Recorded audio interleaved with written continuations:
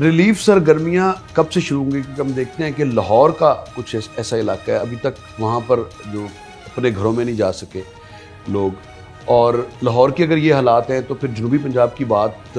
تو تھوڑی مشکل لگتی ہے کہ وہ تو بہت بڑے پیمانے پر ہے۔ لاہور اس لیے مختلف ہے کہ جو تھیم پارک کا ایک علاقہ ہے جو بہت زیادہ متاثر ہوا تھا، جس کے لوگ ابھی بھی ریلیف کیمپس کے اندر موجود ہیں، وہ بائی دا وے وہ ایک غیر قانونی سوسائٹی تھی۔ اس کے اونر کو گرفتار بھی کر لیا گیا ہے اسی بات پہ کہ اس نے یہ غیر قانونی سوسائٹی بنائی کیسے۔ اب یہ ایک بڑا کریٹیکل کویسچن ہے کہ کیا اس غیر قانونی سوسائٹی کو دوبارہ آباد کر دیں، اگلے سال پھر یہی ہوگا، اور کیا اس نے ایسے ہی چلنا ہے یا ان کے لیے کوئی اور آلٹرنیٹ ارینجمنٹ کرنا چاہیے۔ سو اس لیے جو یہ اور یہ صرف ایک دریا کی بات نہیں ہے، ہمارے انفارچونیٹلی تمام دریاؤں کے ارد گرد یہی صورتحال ہے کہ وہ پہلے دو چار بندے جو ہیں، خاص طور پر ستلج میں تو لوگ بھول ہی گئے تھے کہ یہ سارے بھول گئے تھے، راوی بھی بھول گئے تھے، راوی بھی فرخ آباد جو ہے وہ بہت دور علاقہ تھا، آہستہ آہستہ ہم سینٹر میں آ گئے دریا کے، اور ظاہر ہے دریا نے اپنی جگہ واپس لینی تھی۔ جو ہم نے دریا کو انکروچ کیا تھا، دریا نے ہمیں انکروچ نہیں کیا تھا۔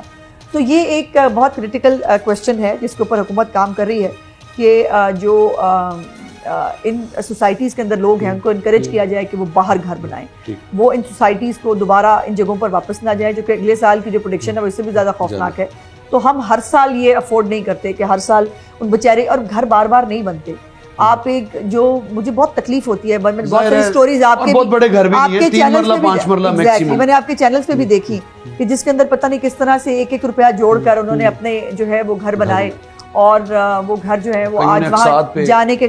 قابل نہیں ہے۔ تو ان کو جو ہے وہ انکریج کیا جائے گا کہ وہ گھر باہر بنائیں، تو ان کو جو ہے وہ پیسے ملیں گے۔ ویسے آپ کو بتاؤں کہ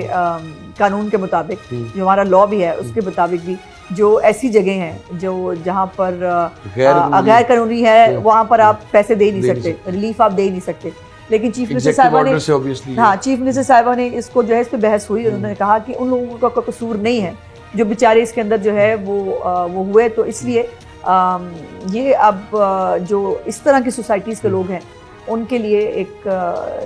زیادہ آرگنائزڈ سسٹمیٹک پروگرام جو ہے اس کی ضرورت ہے۔ سیلاب نے گھر برباد کیے، جانوروں کا نقصان ہوا، شہریوں کو دربدر ہونا پڑا، لیکن اس کے بعد اگلا فوڈ سیکیورٹی کا بڑا ایک امپورٹنٹ جو ایشو ہے وہ آپ کے سامنے، گورنمنٹ آف پنجاب کے سامنے بہت بڑا چیلنج ہوگا، کیونکہ بہت سارے ایسے ایریاز میں جہاں پر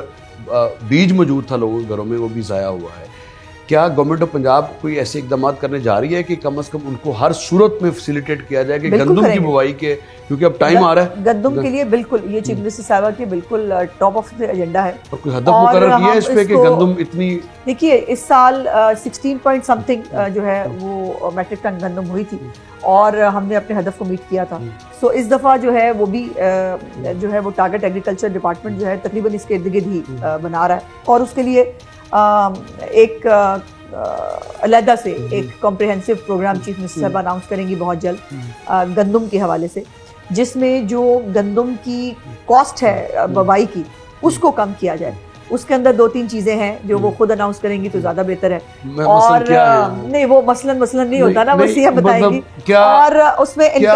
لوگوں کو اس سے جو کاسٹ ہے بوائی کی، اگر میں نے اس کا برڈن بہت سارا گورنمنٹ لے لے گی، گورنمنٹ شیئر کرے گی۔ جی اچھی خبر ہے کسانوں کے لیے جو کہ بیچارے اس مرتبہ بیج کے لیے بھی دربدر ہیں، اور ان کے لیے ان کو نہ صرف